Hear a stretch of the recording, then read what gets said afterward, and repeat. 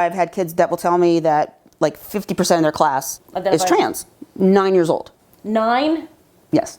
Harvard hospital claims babies know in womb if they are transgender. Okay, so first question is, if they are just a clump of cells, how do they know that they're trans if they're not like an actual human being with feelings? Like, I'm pro-choice, but I'm also pro-consistency and pro-science. This isn't based in science at all. In fact, they did get a lot of for saying this and actually wound up deleting the video in question. So most of the patients that we have in the GEMS clinic actually know their gender, usually around the age of puberty, but a good portion of children do know as early as seemingly from the womb, and they will usually express their gender identity as very young children, some as soon as they can talk. Seemingly from the womb, again, doesn't make sense. Like 99% of trans and gender ideology is the same thing these days. In fact, science has been taken over by queer theory. Rates of gender dysphoria in children have doubled since 2017. In the US, 300,000 teens now identify as trans, which is insane. Not surprising though, majority of these teens live in blue cities run by Democrats and progressives. We have not seen the same spike in gender dysphoric teens in redder states like Utah. Some will argue, of course, that more people are coming out because the rate of acceptance of trans people and LGBT people in general is going up, while that's not the case. If having gender dysphoria is innate, then it would be going up more across the board. Yet,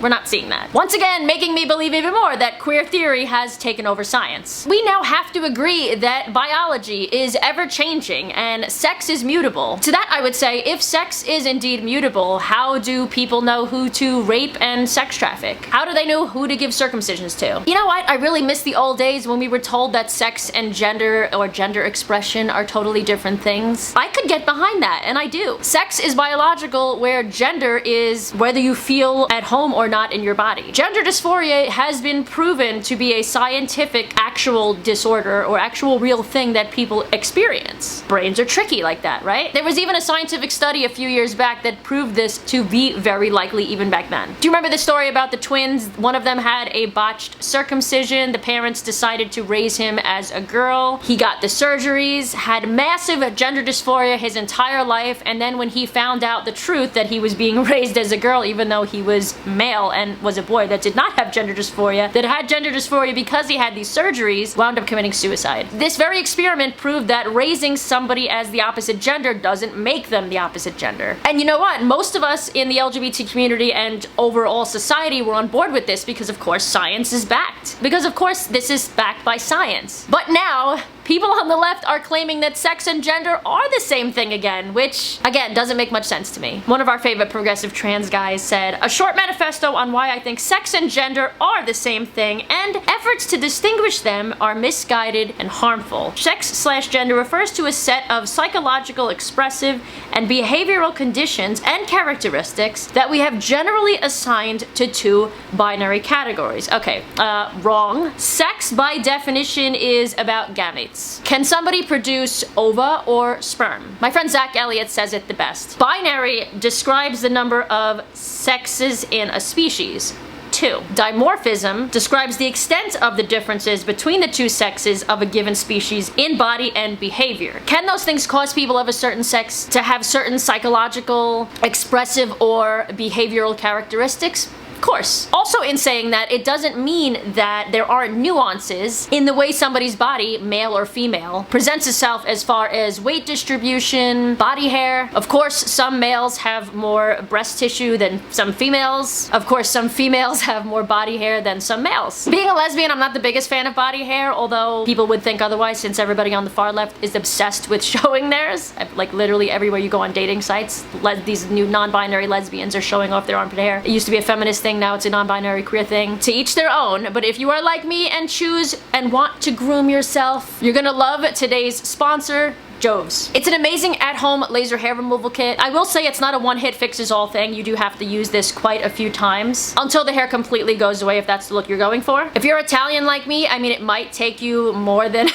like 10, 12 times. I've been doing it for quite a few years now, every few months. And since I know people are gonna ask me if it hurts, not really. I would compare it, I mean, I have a high pain tolerance, I would say. I would compare it to a rubber band, like snapping on your body, like pulling a rubber band and snapping it. But if you use the cooling feature located up here. It actually helps a ton. I've been doing laser hair removal on my lower arms, and I started on my bikini area, and then I just wound up going full Brazilian since around 2015, and I completely love it. Okay, for the people that are doing laser hair removal at home for the first time, or laser hair removal in general for the first time, I'm gonna do this little tutorial in between this video just to make sure you guys do it right, because it's important. Before anything, make sure you shave the area just like you would to shave, you know, shave it if you're getting a tattoo. Want to make sure the area is nice and clean. Then you're gonna put on your safety goggles.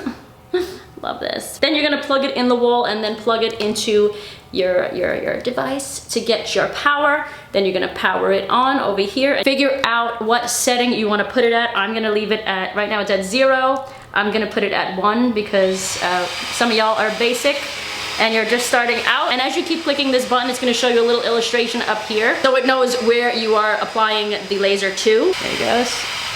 That one's for arms, perfect. Then we're gonna turn this around. Indented button right here to make sure that the cooling feature is on. You could just press it. Next, we're gonna make sure we have our safety goggles on, of course, and then we're going to long press this button here to turn on automatic mode, and we're gonna get started.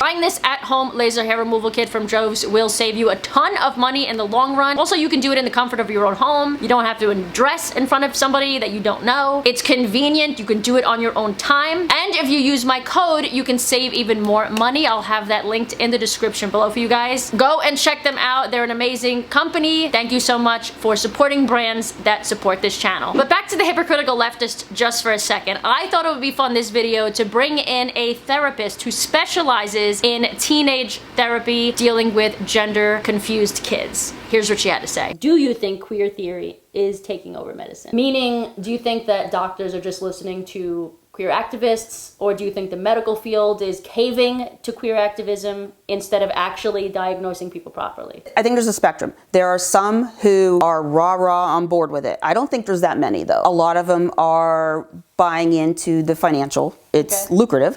I think other ones are being bullied into it. I don't know if I want to use the phrase social contagion, but I do think there's an aspect of that. Every kid on the planet is uncomfortable with puberty. I'm not saying that kids aren't having distress, even with kids who aren't identifying as trans, but kids who are having other kinds of mental health issues, is that we have more and more kids not developed the ability to self-soothe, manage frustration. This narrative that we're not allowed to question it almost always is another underlying mental health issue. That is not saying that there's something wrong with them or they're crazy or anything like that, but there's something else going on. So I had weight loss surgery actually several years ago. I was 41. I had to have a psych eval, but yet we can like fast track kids. And a lot of them are autistic and they're misconstruing with gender dysphoria. When you have that, okay, I'm different and people are looking at me different, well, maybe I am different. Right. Females who talking about, you know, that they want to transition to be males, that is hugely trauma induced. If you're straight, cis, male or female, you're boring. One of the things that scares me the most about this is not only are you making these life-altering decisions, you have now cut down your potential partner pool considerably. As far as I know, any of these doctors, they're not even giving them all of the information. Dangers of puberty blockers. All of the medical concerns, you have the ongoing lifetime medical treatment that you have to go through. Thank you so much, Shelly, for being on the channel. You're amazing. And I just wanted to segue to some sense spoken by my trans friend Sarah, who believes in science because she's smart. There were a whole lot of S's in that sentence, but you know what? It's about to get real. So my friend Colin Wright said it best. Gender dysphoria is the only psychological condition that we are told can ultimately be diagnosed by the patient, and that doctors are nothing more than evil gatekeepers standing in the way of them becoming their true self. This is incredibly dangerous messaging. And like self-diagnosing, the same thing goes for self-identification. We apparently now have this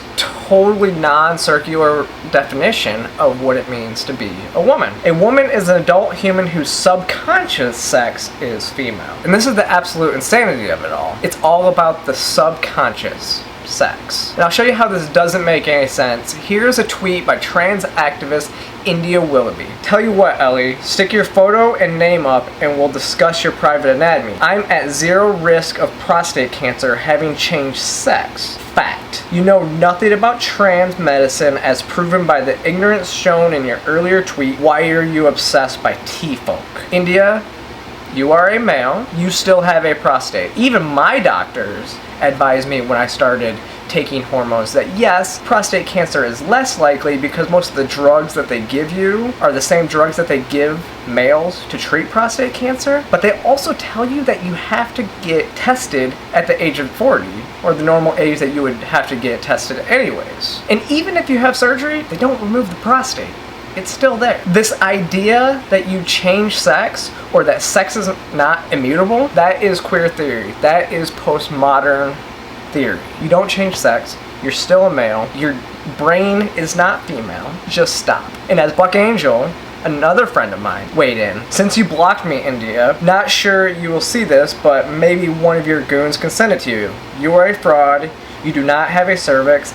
I do. You have a prostate. You will be held liable for the damage you are doing to trans health. And Buck's right. People that want to deny biology end up harming trans people in the end. Because then these children are out there and they think that you don't have to get these health screenings that you do. It's dangerous, and in the end, you will be held liable. With all this insanity over the last year or so specifically, we've had a number of other sane doctors come and speak out against all of this, seeing it from both the inside and the outside. Let's see what his thoughts are. I found him because he originally had tweeted this. Something I've been afraid to say publicly. I used to be a clinician in trans medicine. I did hormone readiness assessments for youth until I read through the research and discovered the truth for myself. Queer theory has taken over gender medicine. I voiced my concern about the current practice on the trans community and was blacklisted and smeared. Youth and families aren't being well supported by the informed consent model. There is no safety net and we're lying to them about what gender dysphoria is. I even had some girls in my practice leave my office excited to go back to being girls. It hadn't occurred to them that there are different kinds of girls. I didn't do conversion therapy. I provided honest education and loving support for who they are. It was their free choice. I honestly think I would have changed my mind about transitioning too if someone would have been honest with me. If I really understood the full implications and I was affirmed and supported as being somewhat of a butch dyke, let's say, that's the truth. Those who silence me can piss off. The activists who are mainly pushing for the informed consent model are being selfish at the expense of vulnerable kids, mostly girls, which is why I also continuously am speaking up about this. Unfortunately, it needs to be added that no, I wasn't practicing with zero education or knowledge. Prior to the year I spent digging into the research, there was nothing unusual at all about my practice. I was well within the WPATH standards, which is sad but true. I'm very grateful, and so are a ton of my friends, of course, that more and more people are speaking out about the gender confusion, gender ideology, becoming the science, so to speak. And even though the truth is slowly coming to fruition, we still want to make a ton of these videos to prevent kids that are just gender nonconforming or lesbian or gay or bisexual from transing themselves because they think they can't be a certain way. When it comes to this, the truth really is quite simple. My friend Colin said it best. Your sex doesn't determine who you are. Your sex determines what you are in terms of basic sexual biology. I hope that made a ton of sense for those of you at home watching for the first time. Make sure you click subscribe and go and check out our sponsored jobs. Make sure you support brands who support this channel, and other than that, I will see you guys back here on this channel in a few days with a brand new video. Until then, I love you, love yourselves, keep supporting channels like this who are critiquing the crazy gender ideology cult. Bye!